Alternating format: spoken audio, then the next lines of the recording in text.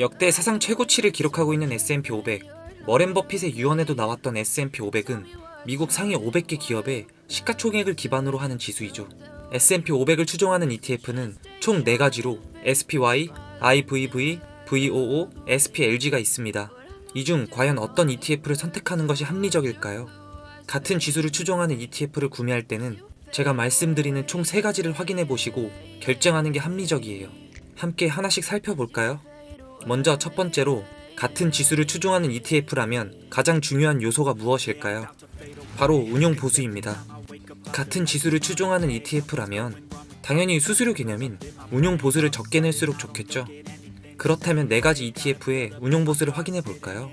SPY의 운용 보수는 0.09%이고 IVV와 VOO는 0.03%, SPLG는 0.02%입니다. 운용 보수는 SPLG가 제일 저렴하여 운용 보수 측면에서 가장 합리적이죠. 두 번째, 주당 가격. ETF의 주당 가격도 정말 중요한 요소이죠. 적립식으로 투자를 하신다면 주당 가격이 얼마냐에 따라 개인의 투자 포트폴리오가 달라질 수 있기 때문이죠.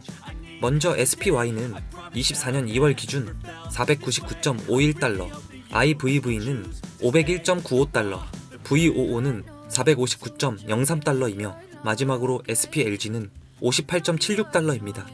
접근성 또한 가격이 가장 저렴한 SPLG가 좋네요. 그 외에 VOO, SPY, IVV 순으로 주당 가격이 비싸긴 하지만 나머지 3세 ETF의 가격은 거의 비슷한 가격대를 형성하고 있죠. 마지막으로 세 번째, ETF의 상장일과 운용 자금을 한번 살펴볼까요? 운용 자금이 크고 운용일이 길수록 안전한 ETF라고 볼 수 있겠죠. SPY는 1993년 1월 22일에 상장되었으며 가장 오랫동안 운용되어 온 ETF 중 하나입니다. 따라서 운용자금도 가장 크고 안정적인 ETF라고 할 수 있죠. VOO와 IVV 또한 모두 10년 이상의 운용기간을 가지고 있으며 운용자금도 상당히 크기 때문에 걱정할 필요가 없죠. 이 중 SPLG는 상장일도 2005년 11월 8일로 VOO보다 빨리 상장했지만 운용자금이 거의 10분의 1인 모습인데요.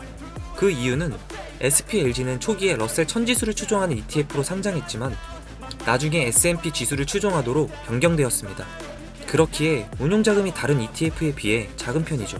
그럼에도 28빌리언 달러로 꽤 큰 규모이기에 걱정 안 하셔도 됩니다. 결과적으로 SPY, IVV, VOO, SPLG 모두 운용자금과 운용기간을 보면 모두 안전한 ETF라고 결론을 내릴 수 있습니다. 마지막으로 정리를 해보면 4개의 S&P 500 ETF 중 현재 운용보수가 가장 저렴하고 주당 가격도 낮아 접근성이 쉬운 SPLG가 가장 합리적으로 보이네요. 물론 운용자금은 4개 ETF 중 가장 적지만 이 또한 시간이 흐름에 따라 분명 점차 커질 것으로 기대되죠. 오늘의 영상은 어떠셨나요? S&P 500 ETF를 고민하시는 분들에게 도움이 되었기를 바랍니다.